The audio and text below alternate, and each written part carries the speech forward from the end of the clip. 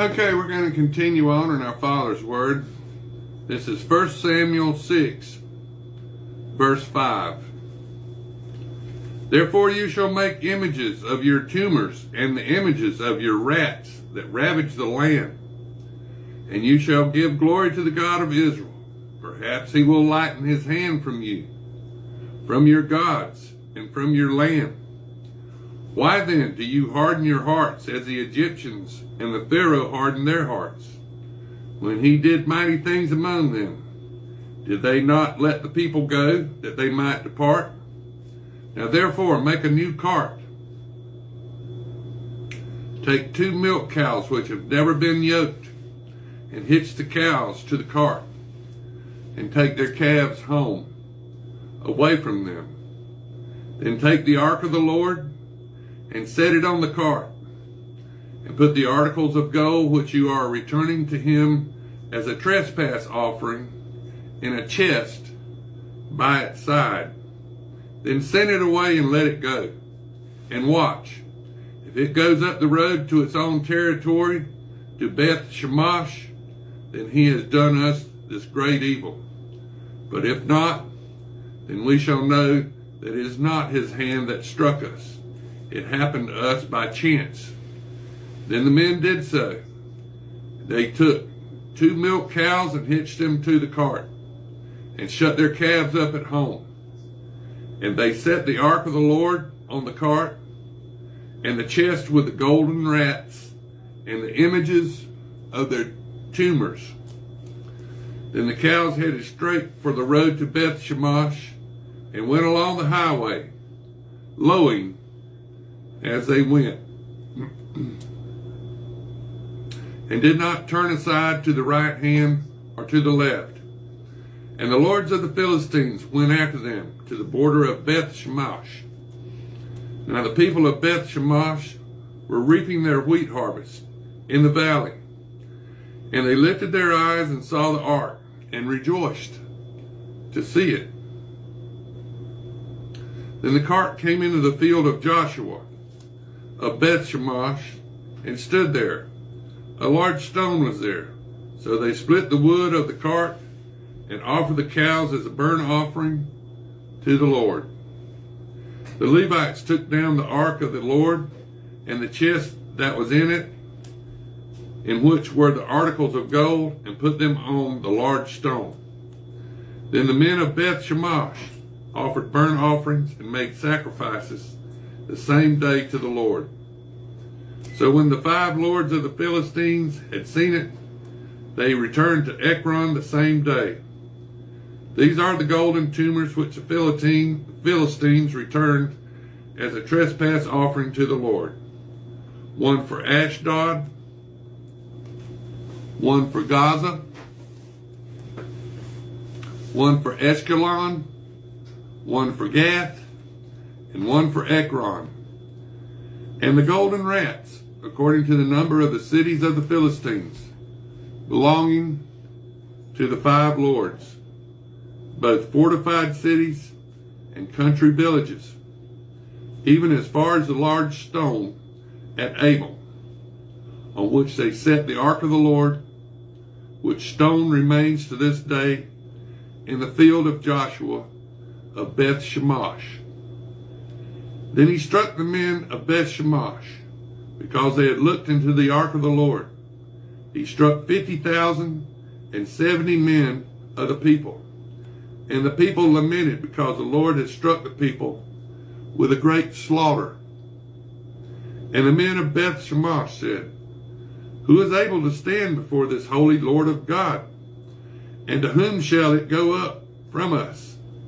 So they sent messengers to the inhabitants of Kirjath Jearim, saying, The Philistines have brought back the ark of the Lord. Come down and take it up with you.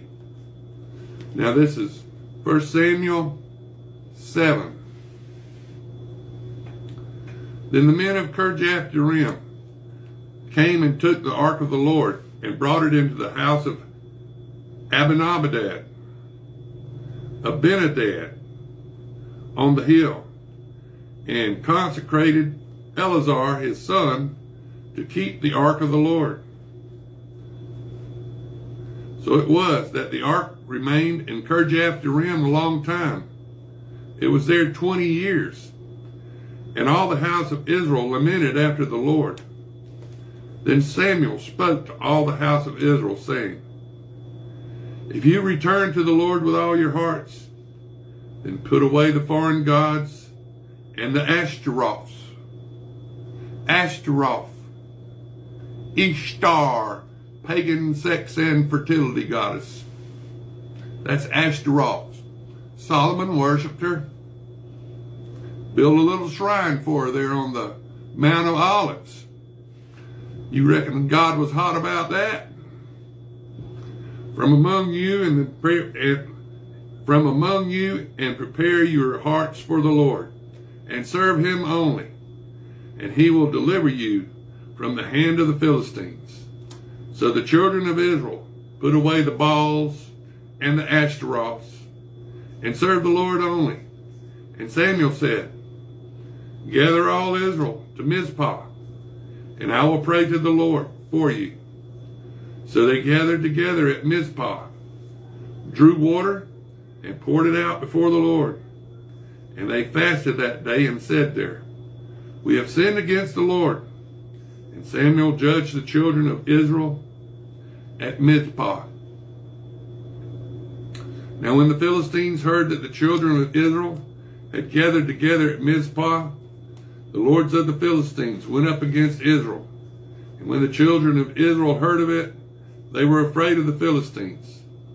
So the children of Israel said to Samuel, do not cease to cry out to the Lord our God for us, that he may save us from the hand of the Philistines. And Samuel took a suckling lamb and offered it as a whole burnt offering to the Lord. Then Samuel cried out to the Lord for Israel, and the Lord answered him. Now as Samuel was offering up the burnt offering, the Philistines drew near to battle against Israel. But the Lord thundered with a loud thunder upon the Philistines that day, and so confused them that they were overcome before Israel. And the men of Israel went out of Mizpah and pursued the Philistines, and drove them back as far as below Beth-kar. Then Samuel took a stone and set it up between Mizpah and Shin, and called its name Ebenezer, that means stone of help, saying, thus far the Lord has helped us. So the Philistines were subdued, and they did not come around any more into the territory of Israel. And the hand of the Lord was against the Philistines all the days of Samuel. Then the cities which the Philistines had taken from Israel were restored to Israel, from Ekron to Gath, and Israel recovered its territory from the hands of the Philistines. Also there was peace between Israel and the Amorites. And Samuel judged Israel all the days of his life, and he went from year to year on a circuit to Bethel, Gilgal, Mizpah, and judged Israel in all those places. But he always returned to Ramah, for his home was there. There he judged Israel, and there he built an altar to the Lord. Now this is 1 Samuel 8. Now it came to pass when Samuel was old, he made his sons judges over Israel. The name of the firstborn was Joel, and the name of the second, Abijah. And they were judges in Beersheba. But his sons did not walk in his ways. They turned aside after dishonest gain, took bribes, and perverted justice. And all the elders of Israel gathered together and came to Samuel at Ramah, and said to him, look, you are old, and your sons do not walk in your ways. Now make us a king to judge us all, like all the nations. But the thing displeased Samuel when they said, give us a king